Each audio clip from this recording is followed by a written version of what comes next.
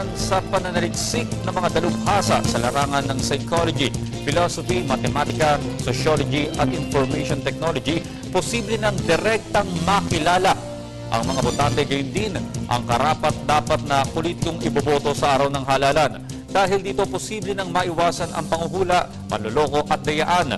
Sa eleksyon 2013, sino nga ba mga botanteng naging aktibo para pumunta sa mga polling precincts sa pagpili ng iluluklok sa ating gobyerno? Importante na suriin ang kanilang kakayahan na mamuno sa ating bansa. Gayunpaman, may kahalagahan din ang ugali o behavior ng isang tao upang malaman kung magiging tapat siya sa kanyang tungkulin na nais niyang hawakan. Makakasama natin live sa PTV News Center si Dr. Samuel Cruz upang pag-usapan ang human behavior at ang kahalagahan nito sa ating lipunan. Sir, magandang umaga po, Dr. Samuel. Well, good morning, Audrey. Yes. Doc, sa voting population po natin, anong age at class ang nakikita niyong nasa puso nila yung pagboto at bakit? Well, madaling makita yan dahil ang youth, ang number one na may stake dito sa election natin, di ba? Sila ang idealistic psychologically. Sila ang mayroong drive, aspirations, and energetic. And sila ang pinaka-caring. In fact, if you see, sa mga sundalo natin, sila ang lalaban sa digmaan dahil idealistic sila. Yan ang nature of the youth. And that's what drives the population. Yes. So Doc, ibig sabihin nito may youth vote na tinatawag at gano'ng kalaki yung porsyento nito sa total population vote? Well, the youth is easily 70%, 60% of the voting population. And kung titignan nyo yung psychology ng mga youth based on our combination of data mining, artificial intelligence, and psychoanalytics, nakikita namin na ang stake, ang interest is overwhelming. At tignan mo na ngayon, ang mga youth, they interact so much through social media, through the internet, through their cell phone messaging, and this is very dynamic. I have to tell you that even within the youth, the dynamics or the change in opinion is very, very quick. It's very fluid, very moody.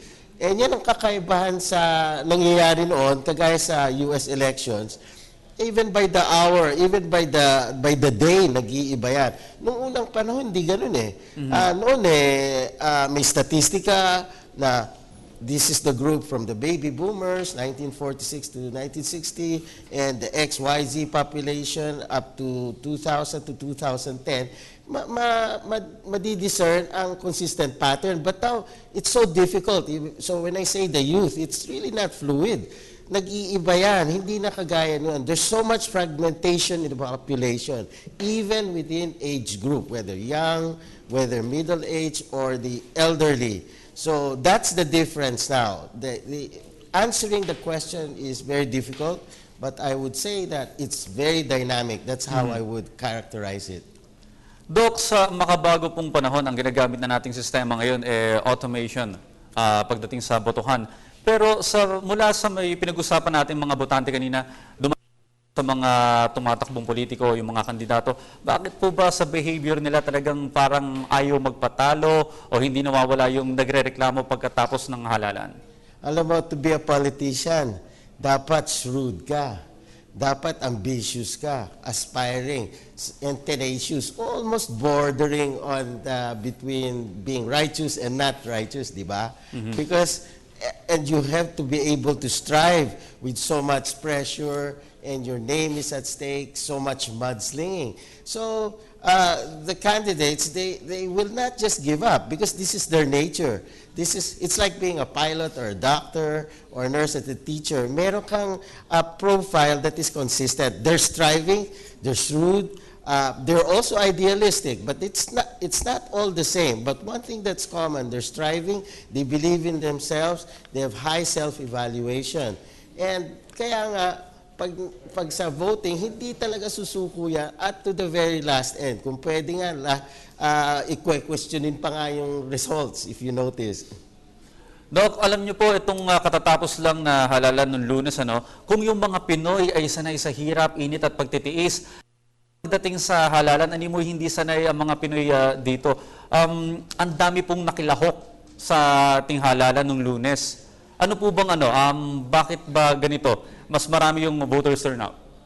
Well, like I said, the great population, whether youth, which is the largest, the middle age coming in close, gusto nila talagang change. A certain sections of the population, and it cuts across all these demographics, they're really interested in something new, in change. This is part of the human nature. A group, a section of people are what you call aspiring. Some are hopeful. Yung pag nagde-data mine kami with artificial intelligence and psychographics, nakikita namin, again, these are fragmentized. You have people are hopeful. So gusto nila, talagang may pag-asa pa.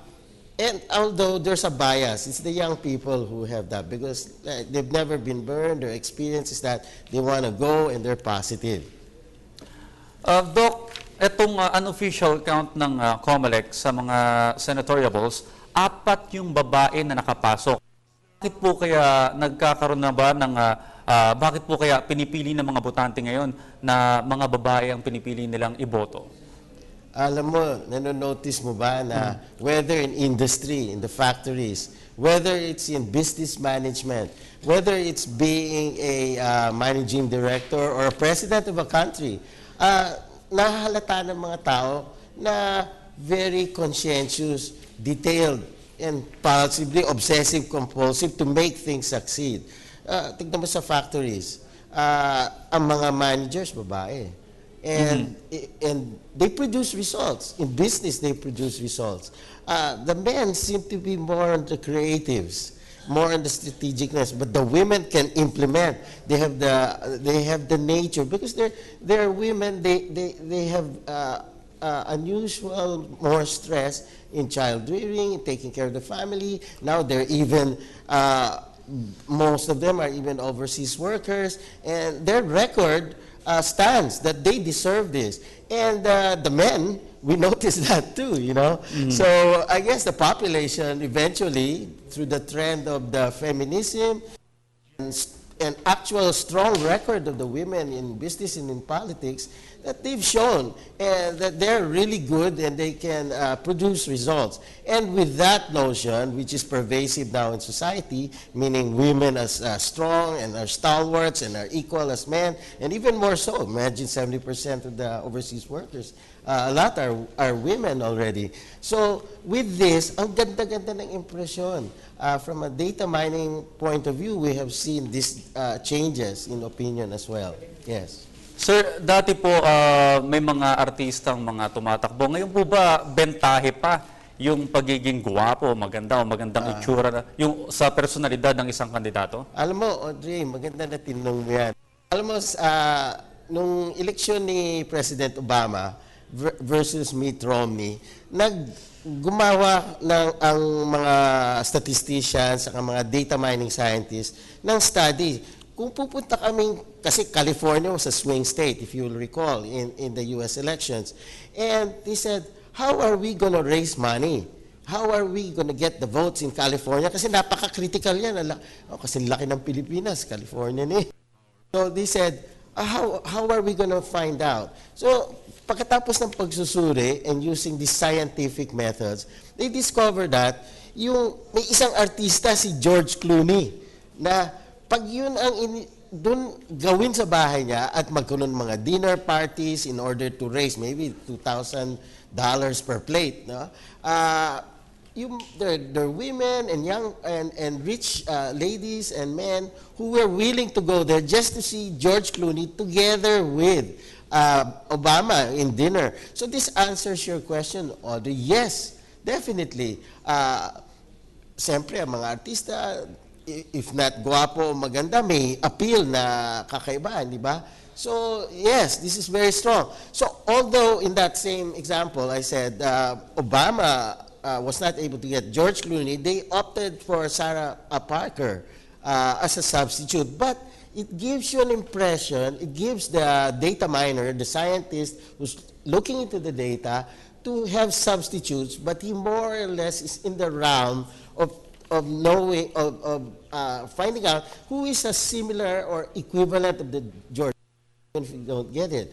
So I guess that was happening here also. And yes, the candidates who are movie actors, actresses, and endorsers who are movie actors and actresses certainly pull a lot of weight. And nakita mo naman, those who got elected with endorser artists, actresses are voicing out their gratefulness. Di ba, Audrey? Sir, bilang panghuling katanungan na lamang po, sa tingin niyo po ba itong natapos na halalan, matured na yung mga Filipino voters? Alam mo, number one dyan yung information, di ba? With information, there's wisdom. And that is, maturity has to go in hand with accessibility. Buti na lang, democratic tayo.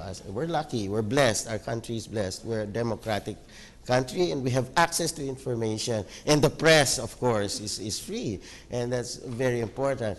But when I just want to mention, you have given me a series of questions about how much information we're getting in order to be able to characterize the voters. But you know, I also want to discuss with you what we call artificial intelligence, data mining, combined with psychoanalytic psychographics. No? Medyo complicated yan. There's 4 technologies that we are combining here in order to discover and get the wisdom insights on the voters. Like I said, I just mentioned one. It's so fluid. The opinion is so fluid. And number 2, di ba, ang lalaki ng databases ngayon, di na pwede yung traditional statistics, di na pwede yung traditional MIS, Management Information Systems. Ngayon, ang kailangan ngayon, yung special data mining models, which are mathematical models. Kaya you kids, no? The future is artificial intelligence and data mining. You need to be able to focus in your mathematics and sciences. So this one are mathematical models, very complex. I used to teach in Ateneo in La Salle, and it takes 3 terms just to know what one of the major equations about the neurals in the brain. So it is very important. Now, after all the work of learning and combining this, this is also interject what we call psychoanalytic psychographics. Psychographics means you will try to find the thrive, the values, the lifestyle of the voters, like in this case, in our discussion. But you have to go deeper, so we go psychoanalytics. Now, we invented a new system where, and they don't have this in the rest of the world, we're promoting this now, and this is Filipino invention. And you can actually do the psychoanalytics like the psychologists. They're the only ones licensed to do this, right? But we just automated it. So instead of using their eyes, it's the eyes of the robot, so to speak, with artificial intelligence that can judge the psychoanalytic projective material, drawings, handwritings, and so on, which is very, very expensive. Maybe only Angelina Jolie can afford that, you know? And, Okay. and that's why we have combined this, and it's very excellent use of technology now. We're the only ones who have it. Well, yung pinaka-basic lamang po, sana ang mga Pilipino sa mga susunod na halalan na darating ay mas maging matalino sa pagpili ng kanilang magiging mga susunod na leader. Maraming salamat po sa lahat ng impormasyon na i-share nyo sa amin, Dr. Samuel Cruz. Thank you, Audrey, and good morning.